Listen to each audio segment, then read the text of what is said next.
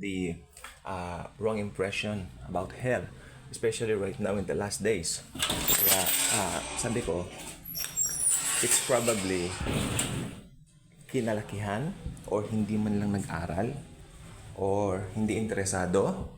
So, whatsoever. Pero kung talagang may interest kang malaman yung hell or kaibahan ng pagkakaibang salin, like Hades, Tartarus, and Gehenna, ultimately Gehenna. So kasi ang problema po kasi sa English translation and Tagalog translation, they only translate it in one term. Sa English, hell, and in Tagalog, impyerno.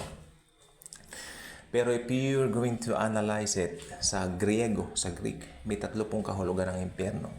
Meron po siyang Hades, Tartarus, and yung ultimately na magiging kalagayan ng mga tao, paglalagyan sa mga taong unbelievers, Gehenna, together with Satan, all the other wicked people, demons and all that, all kinds of from Tartarus, I think they will be thrown there also in the last days.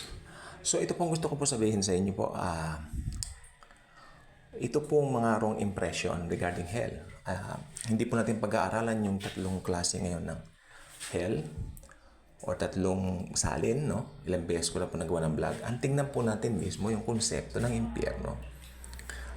I once conducted a Bible study. So we invited a lot of people in all kinds of walk. They go. At mababait naman po sila. Interesado po sila. They're very interested. So, the very first thing I asked, ito po, sino ang hari sa impyerno? Sigawan. And una, si Lucifer. Kanya. Uy, talaga po, tito ako. May edad na po. Tito, pakibanggit po. Ano pong itsura ni Lucifer? Yung pagkakaalam ko. Yun agad ang sabi niya eh. Sumigaw agad siya. Si Lucifer. And then when I ask, ano pong anyo ni Lucifer? Pakibanggit naman po. Sa pagkakaalam ko, kaagad niya. Ibig sabihin, meron hearsay. No? Meron nagsabi. Parang yun ang sabi ko nga po kanina sa opening na ito po ay talagang dahil nakabulatan lang, dahil ito po yung turo na madalas na naririnig natin while growing, right? And sabi ko, kung ganyan ang ganyan, baka hindi na tayo makapunta doon sa kaalaman, sa katotohanan dahil magdidepende lang po tayo doon sa mga narinig natin, mga sinabi natin. No? Sabi niya, sabi nung tinawag ko na sumagot, anyo ni Satanas, pagkakaalam ko, meron siyang tinidor na hawak, malaking tinidor, nang tutuhugin niya yung mga pupunta sa impyerno. So, mali-mali nga. But you know what? He sincerely believed that.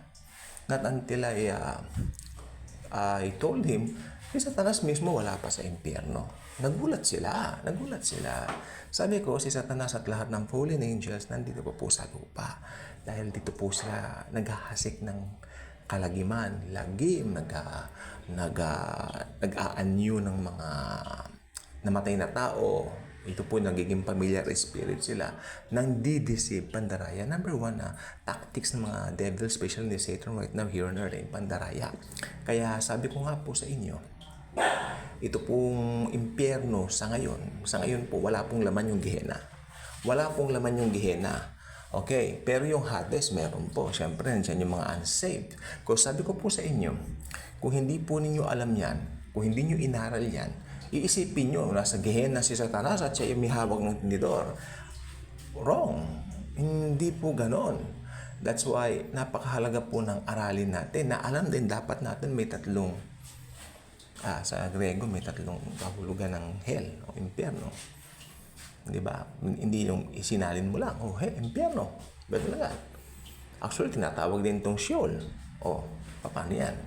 Yung Sheol, yung tapunan ng mga basura nung Old Testament time. So, sa Old Testament. Pero we're talking about the New Testament. That's why sa wikang Greek po tayo nagdidepende.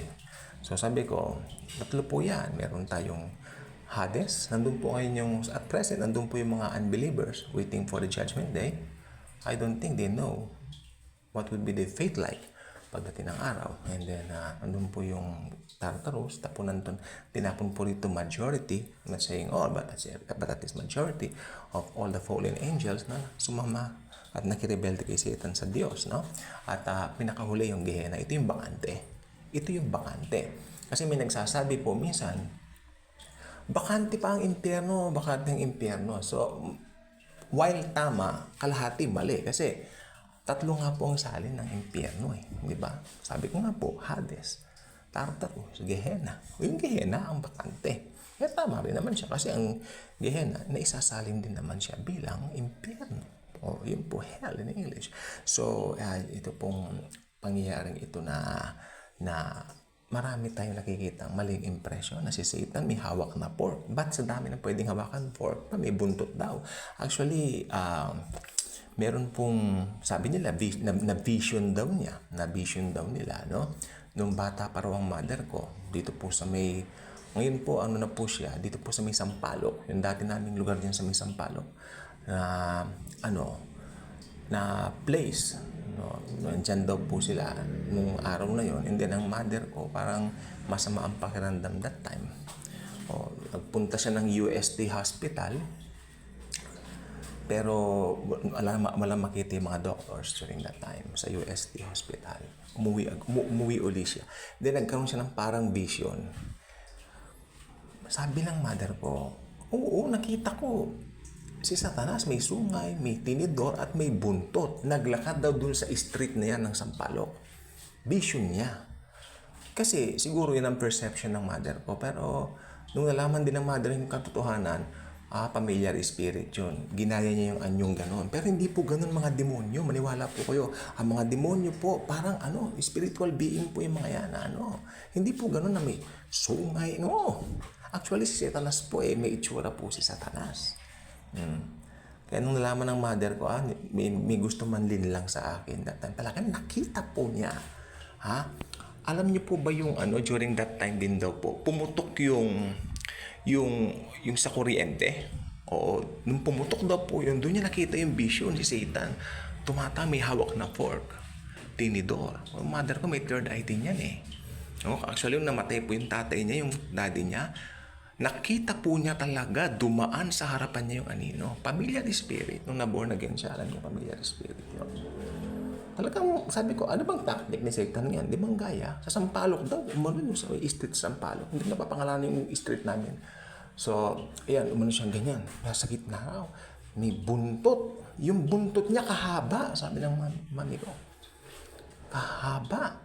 May pork. Kaya, wala pandaraya ng Diablo. Hindi si Satanas, hindi. Magandang lalaki si Satanas. Magandang anghel siya.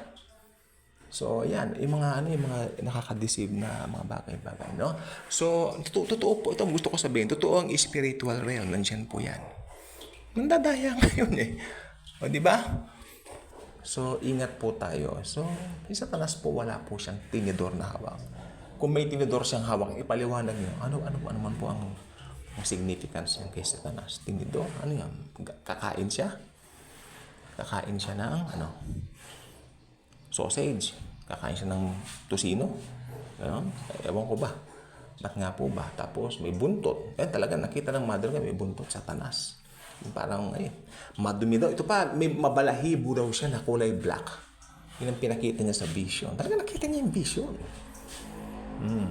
Kaya mas mampakiramdam niya. Pero alam niyo, nung nakakilala na sila sa Lord, alam nila, sabi ng mother ko, pag wala ka sa Panginoon, makakakita ka ng mga ganyan. Maraming vision at malilim lang ka na si Satanas.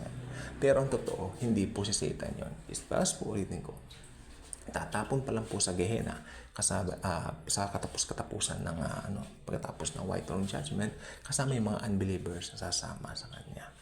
Okay, so ilan pong gusto ko sabihin sa inyo, huwag tayong magpapalinlang sapagkat ang Diablo, Satanas ay talaga naman pong super mandaya at gumawa ng mga kababalaghan. Okay, kung hindi pa kayo subscriber dito sa channel natin, invite you to do so. Click the notification to share this video. Share Jesus in His grace and love. Thank you, and Jesus truly loves us all.